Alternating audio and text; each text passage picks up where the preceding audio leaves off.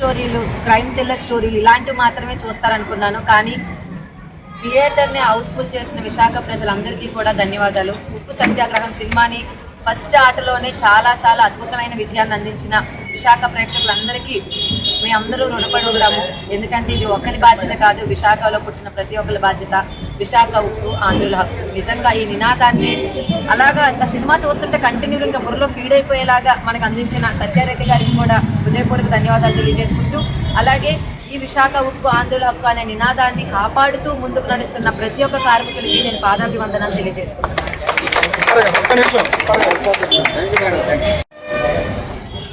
ఈ దేశాన్ని పాలిస్తున్నటువంటి పాలకులు ప్రజలు చేస్తున్నటువంటి త్యాగాలకి గుర్తించకుండా వారికి నచ్చినట్టు వారి ఆత్మీయులకు, వారికి బంధువులకు, వాళ్ళకి కావలసిన మనుషులకి దేశ సంపదని, దేశాన్ని దోచిపెట్టే పరిస్థితిలో విశాఖ స్టీల్ ప్లాంట్ కూడా ప్రైవేటు పరం చేస్తామని ప్రకటన వచ్చిన తర్వాత నేటికి 3 సంవత్సరాలు గడుస్తున్నప్పటికీ కూడా ఇక్కడ ఉన్నటువంటి నిర్వాసితులు కానీ, కార్మికులు కానీ, మొత్తంగా యావత్తు తెలుగు జాతి మొత్తం కూడా ఉద్యమిస్తున్నా కానీ పట్టించుకునేటువంటి కేంద్ర ప్రభుత్వానికి కనువిప్పు కలగాలనే ఉద్దేశంతో ఉక్కు సత్యాగ్రహం సినిమా చేసినటువంటి చిత్ర బృందానికి మా యొక్క నిర్వాసితుల తరపు నుండి ధన్యవాదాలు తెలియజేస్తున్నాం.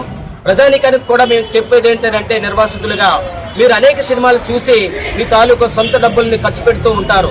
ఈ సినిమాను చూసి మనకు తెలియలేనటువంటి చరిత్రలో గడిచినటువంటి మనం పుట్టుక ముందుటువంటి జరిగినటువంటి విషయాల్ని ఈరోజు తెర మీదకి ఎక్కించి మనందరికీ అర్థమయ్యేటట్టు చెప్పినందుకు మనమంతా కూడా ఈ సినిమాని వీక్షించి దాని ద్వారా చైతన్యాన్ని పొంది ఈ విశాఖ ఉక్కు ఫ్యాక్టరీని కాపాడుకునే దీంట్లో మన బిడ్డల భవిష్యత్తు కానీ, మన భావితరాల భవిష్యత్తు కానీ నిలబడి ఉంటుంది అన్నటువంటి విషయాల్ని ఈ విశాఖ ప్రజలు కానీ, తెలుగు ప్రజలు కానీ, అలాగే నిర్వాసితులు కానీ, కార్మిక వర్గం కానీ గ్రహించి మున్ముందుకి ఈ సినిమాను చూసి చైతన్యాన్ని పొంది ఫ్యాక్టరీని కాపాడుకునే ఉద్యమాల్లో భాగస్వాములు కావాలని అయితే నిర్వాసితులుగా మేము పిలుపునిస్తున్నాం. ఈ చిత్రం చేసినందుకు అనేక చిత్రాల్లో డబ్బుల కోసం చేస్తూ ఉంటారు యాక్టర్స్, కానీ ఏ రూపాయి కూడా ఆశించకుండా ప్రజల సంపదను కాపాడే దానికోసం చిత్రం తీసినటువంటి చిత్ర బృందానికి మొత్తంగా, అలాగే సత్యారెడ్డి గారికి కూడా ప్రత్యేకమైనటువంటి ధన్యవాదాలు తెలియజేస్తూ, ప్రజానికం ఈ సినిమాని ఆదరించాలి, చూడాలి, చైతన్యాన్ని పొందాలి, ఉద్యమించాలని ఈ సందర్భంగా ఉద్యమాభివందనాలు తెలియజేస్తూ ప్రజలందరూ కూడా సినిమాను చూసి విజయవంతం చేయాలని కోరుకుంటున్నాం. విశాఖ ఉక్కు నిర్వాసితుల ఐక్య సంఘంగా, కండక్టర్ లేబర్ యూనియన్గా. విశాఖ స్టీల్ ప్లాంట్ ఏర్పడి 44 సంవత్సరాలు అయినప్పటికీ ఈరోజు విశాఖ స్టీల్ ప్లాంట్ కోసం 32 మంది ప్రాణత్యాగాలు చేయడం, అలాగే 26,000 ఎకరాలు 16 గ్రామాల నిర్వాసితులు 26,000 ఎకరాల భూమిని త్యాగం చేస్తే ఈరోజు విశాఖ స్టీల్ ప్లాంట్ ఏర్పడి ఈరోజు వైజాగ్కే కాదు, ఈరోజు ఆంధ్రప్రదేశ్ రాష్ట్రానికే ఒక తలమాసనగా ఏర్పడింది. దీన్ని ప్రైవేటైజేషన్ ప్రకటించినప్పటి నుండి ఇక్కడ పోరాట కమిటీ కానివ్వండి, నిర్వాసితుల సంఘాలు కానివ్వండి అనేక పోరాటాలు చేయడం జరిగింది. కానీ ఈ తరుణంలో మరి ఏదైతే మా గురువేలు సత్యరెడ్డి గారు ఒక చక్కటి సినిమా ఉక్కు సత్యాగ్రహం సినిమా తీసి ఈరోజు కనువింపు చేసే విధంగా ఆంధ్ర రాష్ట్ర ప్రజలకే కాదు దేశవ్యాప్తంగా కూడా ఈ స్టీల్ ప్లాంట్ చరిత్రని నిజంగా ఈ చిత్రం ద్వారా తెలియపరిచినందుకు ముఖ్యంగా సత్యరెడ్డి గారికి మా నిర్వాసితులందరి తరఫున ధన్యవాదాలు తెలియజేస్తున్నాం.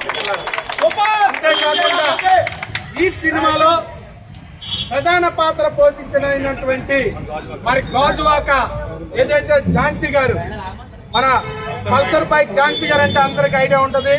మాకు బాగా సన్నిహితులు, మాకు అనేక పరిచయాలు ఉన్నాయి.